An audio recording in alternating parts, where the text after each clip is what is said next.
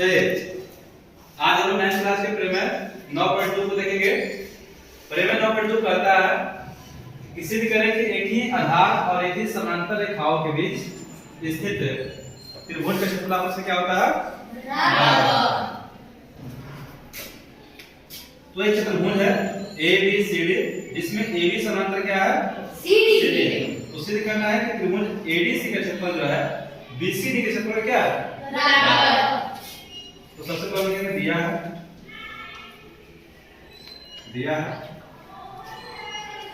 चतुर्भुज ABCD में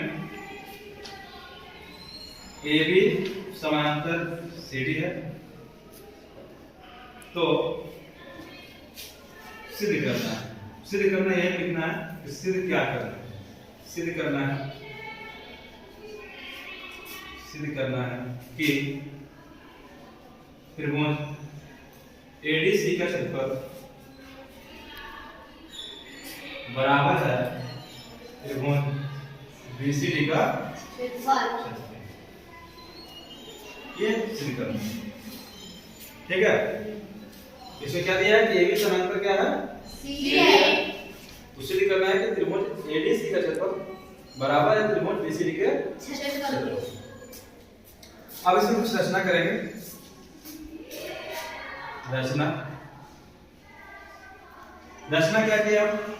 यहाँ पे AD समांतर CP खींचे हैं और BD समांतर CQ खींचे हैं, क्योंकि इसमें दो चतुर्भुज बन रहा है। एक चतुर्भुज बन रहा है APCQCD और एक चतुर्भुज बन रहा है BQCD। दोनों में रचना किए हैं। AD के समांतर CP खींचे हैं और BD के समांतर CQ खींचे। यहाँ वही बात लिखेंगे, AD समांतर CP खींचा तथा BD समांतर CQ खींचा। ये हो गया रचना। रचना हम क्या किए? AD के समांतर CP खींचे हैं और BD के समांतर क्या खींचे हैं? CQ। अब प्रमाण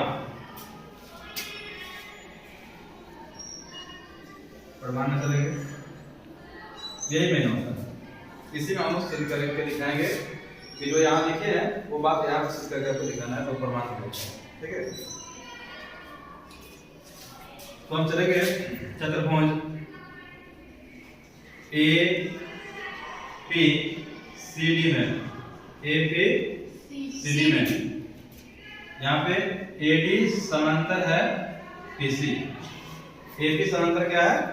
PC है। AP समांतर क्या है? PC है। कैसे है? रचना से।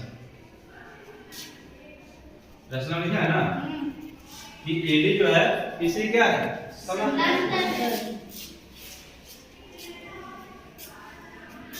तो हम लिख सकते हैं कि त्रिभुज ADC का जो क्षेत्रफल होगा वो त्रिभुज CCP A के क्षेत्रफल क्या हो जाएगा? बराबर होगा। क्यों होगा?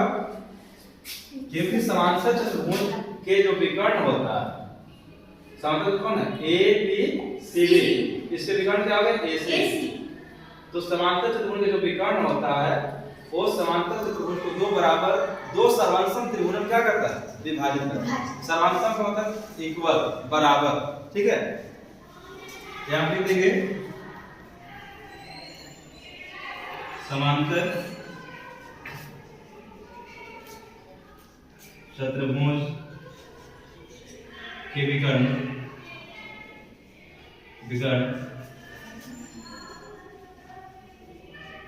समांतर चतुर्भुज को दो बराबर त्रिभुजों में विभाजित करता है।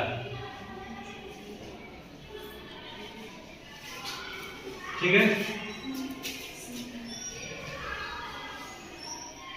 तो आपका आ गया त्रिभुज एडीसी का क्षेत्रफल बराबर त्रिभुज सीपीए का क्षेत्रफल। हम इसको ऐसे लिख सकते हैं, त्रिभुज एडीसी का क्षेत्रफल जो सीपी है, ये चतुर्भुज एबीसीडी के क्या है, आधा है। हम यहाँ पे ये भी लिख सकते हैं हाफ चतुर्भुज एबीसीडी का लिख सकते हैं ना, इसको समीकरण एक। अब इसी प्रकार हम चलेंगे चतुर्भुज किसमें, बी क्यू सी डी में। चलेंगे चतुर्भुज बी क्यू सी डी में। इसमें आपका है बी डी, सॉरी हाँ, बी डी समानांतर सी क्यू। बी डी समानांतर क्या है, सी क्यू है। तो यहां से और चतुर्भुज बी क्यू सी डी में यहाँ पे विकर्ण कौन है, बीसी है। बीसी क्या है, विकर्ण। तो विकर्ण अभी बताया कि जो समांतर चतुर्भुज के जो विकर्ण होता है उसे दो बराबर त्रिभुजों में क्या करता है, बांटता है। यहाँ पे त्रिभुज बीसीडी का क्षेत्रफल बराबर हो जाएगा त्रिभुज सीक्यूबी के हो जाएगा ना। यहाँ पे त्रिभुज बीसीडी का क्षेत्रफल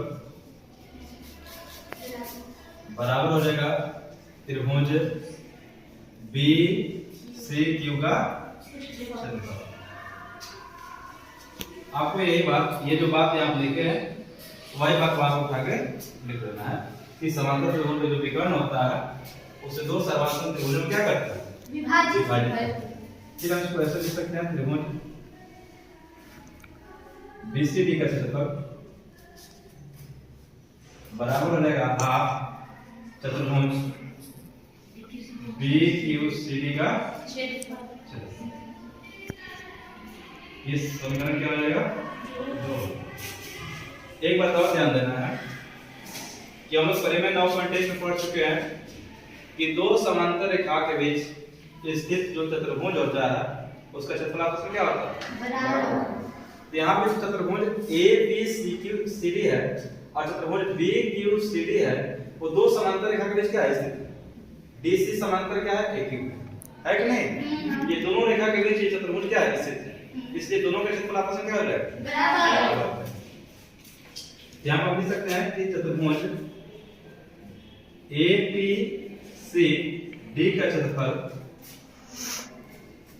बराबर हो जाएगा चतुर्भुज बी क्यू सी डी का क्षेत्रफल। क्यों होगा, यहाँ पर लिखेंगे परिमेय 9.1 से, ठीक है। ये दोनों के क्षेत्रफल आपस में क्या हो गया, बराबर।